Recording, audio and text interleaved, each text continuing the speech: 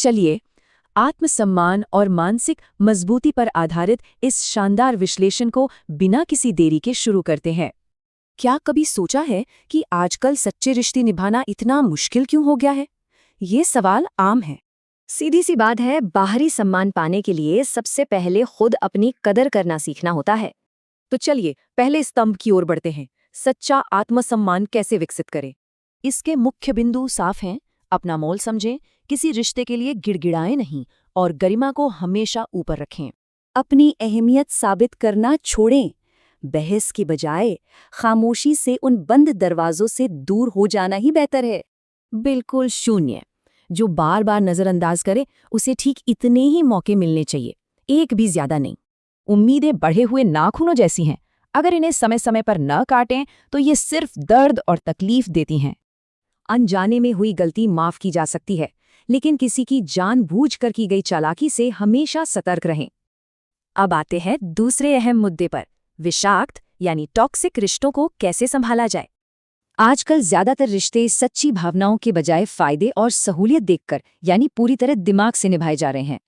अगर कोई आपको बार बार नीचा दिखाए या मीठी बातों में धोखा दे, तो ऐसे बंधन को तुरंत तोड़ देना चाहिए।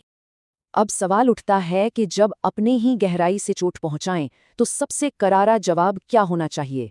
सबसे बेहतरीन बदला है उनके स्तर तक न गिरना, अपनी असलियत बचाए रखें और उन नकारात्मक लोगों से ऊपर उठें।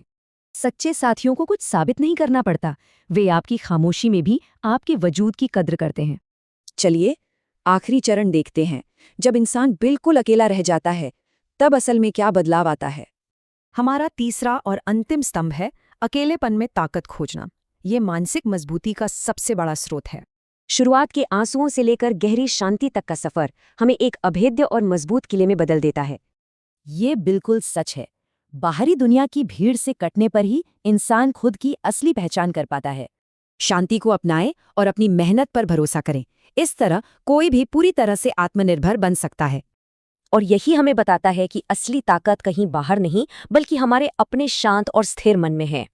अकेलेपन से ही अटूट आत्मविश्वास मिलता है, जो हमें दुनिया की राय से मुक्त कर एक सच्ची आज़ादी देता है। अगर बाहरी दुनिया की तारीफें सिर्फ पल भर की हैं, तो हमें अपनी सीमित ऊर्जा आखिर कहाँ लगानी चाहिए? जब खुद की सच्ची अहमियत समझ आ जाए, तो दुनिया की तालियों या आलोचनाओं से कोई फर्क नहीं पड़ता। तो क्या दुनिया के क्षणिक शोर को छोड़कर अपनी आंतरिक शांति चुनना ही जिंदगी को जीतने का असली मंत्र है?